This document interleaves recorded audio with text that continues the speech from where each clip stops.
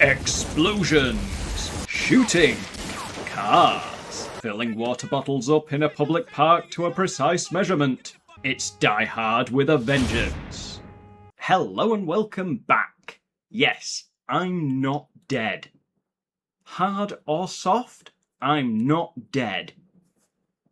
Jeez, that sounded wrong. Oh, I was trying to make it at least 30 seconds into this video before I said something stupid.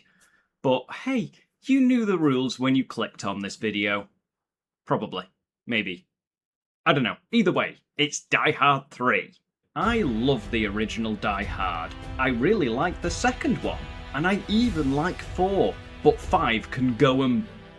well, let's try and keep things civil. But my favourite sequel is the third film, and I will tell you for why. And you better take notes, because there will be a test. Actually, there won't be a test, because I really cannot be arsed with that. But take notes anyway. It'd be a nice gesture. The director of the original movie, John McTiernan, returned to direct this after Rennie Harlin directed the second movie. This threequel, lovely word, not as good as cabbage though. Don't ask why, it's an unpleasant tale. Now where was I before I was rudely interrupted by my brain? Yes, this threequel blasted into theatres in 1995, bringing back stars Bruce Willis and, well, actually, that's it for the returning cast, but isn't Bruce Willis enough? He is in my books. So why is this one my favourite sequel? Well, it's a combination of things. Definitely helps that we finally got a Die Hard movie set in New York. And this movie is so New York. Driving angry, packed subways, Wall Street, and a kid saying, "Look around, man, all the cops are into something. It's Christmas, you can steal City Hall." I love this scene. In fact, let's talk about it. Also, fair warning, I'm gonna spoil the whole damn movie. You've been warned. Fairly. In advance. Of time. I don't know why I'm still going. As I'm sure you know, this movie centres around a bunch of bomb threats from a guy named Simon, who seems to hate John McClane, and gives him some busy work tasks and puzzles to solve to keep the bombs from going off. And just after solving one, they are making their way to the next one, when they bump into a random kid. The cops are all busy looking for a bomb threat in a school, so they aren't around to stop some youths from robbing a store. Look around, man, all the cops are into something. It's Christmas, you can steal City Hall. I adore this line for multiple reasons. I love that Simon has gone through all of this effort to create an elaborate plan to jerk McClane around and ultimately kill him, whilst also stealing a lot of gold and retiring off into the sunset. And up to this point, John has been so focused on solving the puzzles and stopping the bombs that he never stopped to think about the bigger picture. Then, by pure coincidence, he bumps into this kid who delivers the line that sparks the light in John's head and causes the downfall of Simon's well-laid plans. It's just complete dumb bad luck for a pretty cool bad guy, and I love it.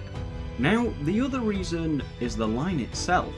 Beyond just the delivery, which is pitch perfect beautiful, it's the meaning and the reference behind it.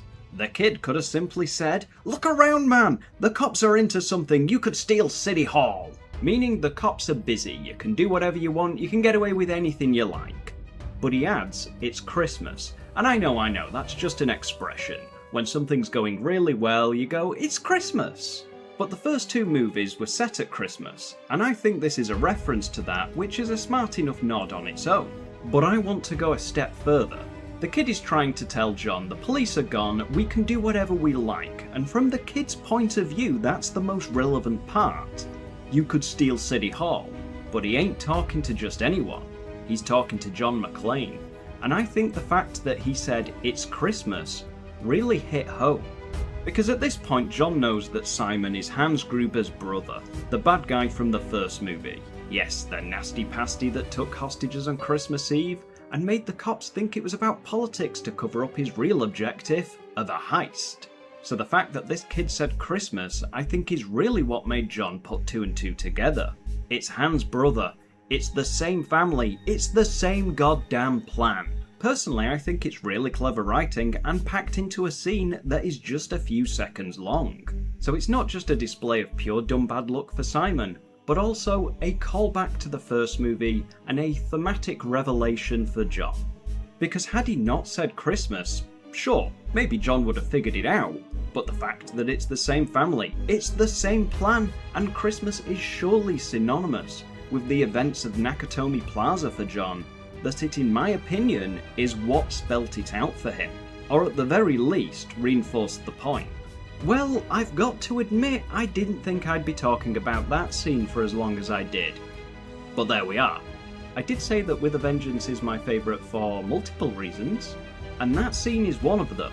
Another is the cast. Bruce Willis is, of course, as great as he always is, but in this one he is teamed up with an unlikely Samaritan, played by Samuel L. Jackson, and together they go up against the villainous Simon, who is played by none other than Jeremy Irons, the tank top wearing baddie with a vendetta. I gotta admit, it's an interesting look. I saw a video once, I think it was Jeremy Irons breaks down his most iconic characters, and in that he talks about Simon. And specifically he spoke about the vest that Simon wears, and he chose that himself after trying on multiple outfits. And the thing about the vest, he said, was it looks unusual. It doesn't work, fashionably speaking.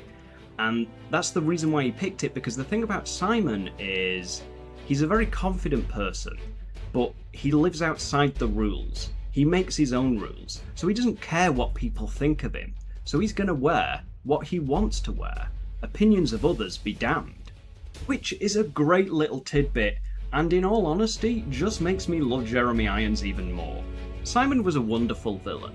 He was every bit as playful and manipulative as Hans was, and I can totally buy the fact that they were related. What I will say is that Hans came off as more menacing, but I think that has a lot to do with how closed off and claustrophobic that first Die Hard was. Irons gave us a fun villain, but it's not just about the bad guys, right? And, well, we know about John McClane, but what about our other goodie for the movie? Playfully referred to as the Samaritan by Simon, Samuel L. Jackson played Zeus, who was a shopkeeper trying to raise 2 kids in Harlem, with a strong push for independence, and especially not accepting any help from white people. To get educated. Why? So I can go to college. And why is that important? To get respect. Respect. And who's the bad guys? Guys who sell drugs. Guys who have guns. And who's the good guys? We're the good guys. Who's gonna help you? Nobody. So who's gonna help? We're gonna help ourselves. And who do we not want to help us? White people. That's right. And get on out of here. Go to school. In fact, there's a lot of discussion on the topic of race in this movie, even though it boils down to having nothing to do with it. Simon cared not for race, John didn't either, but the subject keeps coming back up, and John makes a point of saying Simon doesn't care about race, even if Zeus does, and then later adds that Zeus doesn't like John because he's white. Your problem is you don't like me because you're a racist. What? You're a racist. You don't like me because I'm white. I don't like you because you're gonna get me killed. That is a fair point, and to be honest, the discussion of race in this movie is more about character development and misdirection. It begins as a divide between John and Zeus, but they start to get along more as the movie goes on. It never leads to anything, but it could be interpreted as subtle between-the-lines character development rather than poor writing with no payoff. Because not everything has to be spelt out. The misdirection part is from Simon because at the beginning of the movie, his first little game for John is to wear a rather unpleasant sign in the middle of Harlem just to put John in an unpleasant situation that will probably get him killed purely for Simon's amusement. But as luck would have it, John is spotted by Zeus first, who helps him out of that situation. Also, the gun taped to John's back? Nice touch. There's a subtle phrase for older habits, isn't there? They get out of there and Simon then pulls Zeus in on his little games. Also a bit of cunning deception on John's part. He tells Zeus that they found a bomb in Harlem, when in reality the police found it in Chinatown, but he tells Zeus this in order to get him to help out. So the discussion of race definitely grounds this movie in the period that it was made in, which is the 90s, but it's definitely used as a tool for character development rather than a statement. I very much enjoyed watching Bruce Willis and Samuel L. Jackson on screen together. Their characters played off each other really well, and I cannot think of a better duo to team up and solve puzzles. In a park, with jugs of water, while shouting at each other. It was amusing. Simon certainly thought so. These guys were definitely the main roles in this movie, but on both sides of the playing board, there was a plethora of supporting characters. And I didn't really have a problem with any of them. Simon's psycho girlfriend was fun. I mean, when she was walking up to that guard, she was like an angel of death. And this guy, the bomb disposal guy, he was a lot of fun.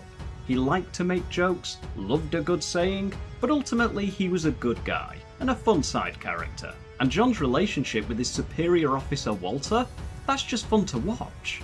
We only see these two together in just this one movie, but the writing and the line delivery makes me fully buy the fact that they have been working together for years. The only support characters I would say really did nothing other than deliver exposition were the FBI characters. These guys were the ones who told John who Simon was and that he was Hans Gruber's brother. That was pretty much their entire involvement in this movie. That exposition could have easily come from elsewhere, the villain being the most obvious choice.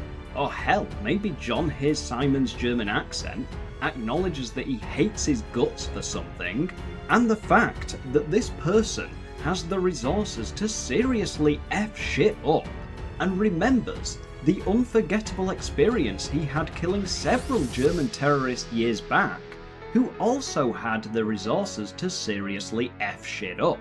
Maybe the two are related. Possibly. But that's a nitpick. The FBI guys were okay. The movie played out fine that way. So the movie had great casting, writing, direction, and acting, and to be honest, the action and the score as well, they were all great. Then you mix all of those things up and you get a terrific Die Hard sequel, with tension, high stakes, revenge, and good humour to help leverage all of that out and stop it becoming a misery farm. Is that something people say? I feel like it should be. Not that I'm against a movie being totally balls to the wall serious with no humour in it at all. There's a place for that, sure, but it sure ain't in Die Hard. There really isn't anything that I dislike about this movie. It's just a well-rounded sequel that you can't take too seriously. But that comes with the territory of Die Hard films in general. So there you have it. I would recommend giving Die Hard with a Vengeance a go if you've never seen it before, or if it's been a while, maybe go back and give it another look in. Well, that's all from me. I hope you enjoyed yourselves, and I will see you on the next one. And what's that thing they say? Like, subscribe, and you get the point. Take care. See you next time. Yippee-ki-yay, motherfucker.